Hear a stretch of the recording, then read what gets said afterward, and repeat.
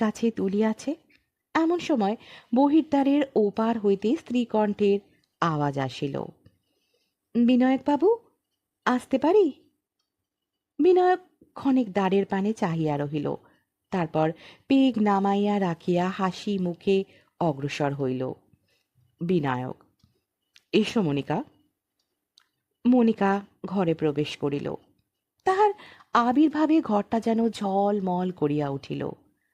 মনিকা শুধু সুন্দরী নয়, তাহার মুখে চোখে বুদ্ধি ও চিত্তবলের এমন একটা প্রভা আছে যে তাহা তাহার দৈহিক সৌন্দর্যকে আরো ভাস্বর করিয়া তুলিয়াছে। মনিকার বয়স 20 বছর। তাহার কবরীতে যুথি ফুলের মালা, পরিধানে চাপা রঙের একটি সূক্ষ্ম বেনারসি শাড়ি, কর্ণে কণ্ঠে মণিবন্ধে মুক্তার লঘু অলঙ্কার। উচ্ছল যৌবনের ছটা বিচ্ছুরিত করিয়া সে যখন বিনয়কের সম্মুখে আসিয়া দাঁড়াইল, তখন মনে হইল সেকালে রাজকন্যারা বুঝি এমনিভাবেই চোখ ধাঁধাইয়া স্বয়ম্বর সভায় আবির্ভূতা হইতেন। মনিকার অধরে একটু হাসি লাগিয়া আছে। বিরাগ ও অনুরাগ অবিশ্লেষ্যভাবে মিশিয়া গেলে বোধ করি মেয়েদের মুখে এরূপ হাসি দেখা যায়।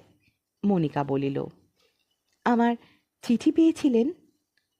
বিনায়ক পকেট হইতে চিঠি বাহির করিয়া ধরিল। মনিকাকে দেখিয়া তাহার বুক যে গুরু গুরু করিতেছে তাহা তাহার মুখ দেখিয়া বোঝা গেল না।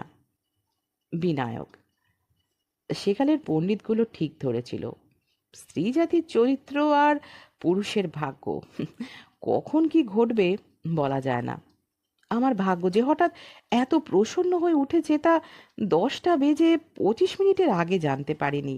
তাই সামাজিক ভদ্রবেশ পড়বার সময় পেলুম না। মনিকা এই ত্রুটি স্বীকারের কোনো উত্তর না দিয়া চিঠিখানি লইয়া নিজের ব্লাউজের মধ্যে রাখিল। এটার আর বোধহয় আপনার দরকার নেই। বিনায়ক মুখ টিপিয়া হাসিল, না, তাছাড়া তোমার চিঠি আমার কাছে না থাকাই ভালো, সাবধানের মার নেই। কিন্তু যাক, তোমার সম্বর্ধনা করা হয়নি। এসো, বসো। মনিকাকে সোফায় বসাইয়া সিগারেটের জয়পুরি বাক্সটা তাহার সম্মুখে খুলিয়া ধরিয়া বিনায়ক বলিল, নাও। মনিকা একবার বাক্সের দিকে